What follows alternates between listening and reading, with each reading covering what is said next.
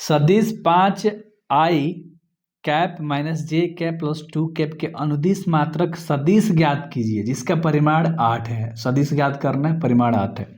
मतलब ए का मान तुम्हारे पास दिया है, सदिश दिया है तो मान लो तुम्हारे पास ए का मान तुम्हारे पास दिया है 5i माइनस के जे कैप प्लस के 2 कैप, ये चीज़ दिया है मान लो।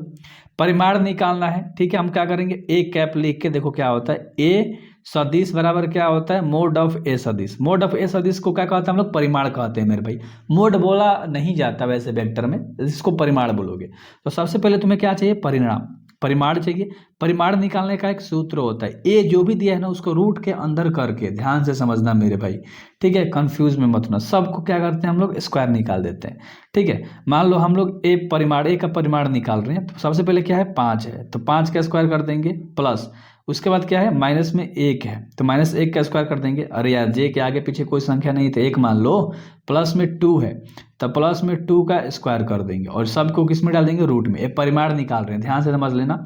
5 का स्क्वायर होता है 25, ठीक है। माइनस 1 का स्क्वायर कर दोगे तो प्लस में 1 बन जाएगा और प्लस 2 का स्क्वायर कर दोगे तो 4 बन जाएगा। इतना तुम्हें पता है, सबको जोड़ दोगे तो रूट के अंदर तुम्हारा 30 आ जाएगा। चलो निकल के आ गया। बस इस पे हम लोग क्या कर देंगे, बैठा देंगे। ए का मान तुम्हें पता है क्या दिया है, 5i कैप माइनस के जे कैप प्लस के 2 कैप, 2k कैप, ठीक है, दिया है। ए का जो परिमाण है कितना है, परिमाण 30 आया, ठीक है मेरे भाई, हमने अच्छे तरीके से लिख दिया, ठीक है।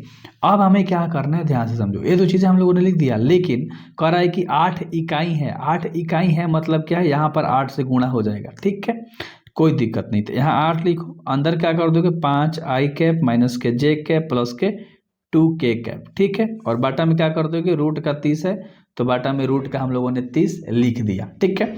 अब देखो कुछ नहीं करना, इन सबको 8 से गुणा कर दो। 8 पाँच क्या हो जाएगा, 40i कैप बन जाएगा।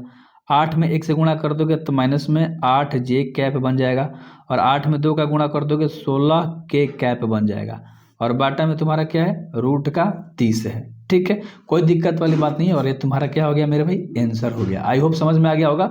8 से 100 में गुणा कर दिया, 8 पर 40, 8 में 1 का गुणा था 8j और 8 में 2 का गुणा था 8 दूनी 16k कैप, ठीक है। तो ये तुम्हारा आंसर हो गया। बहुत आसान सा सवाल था।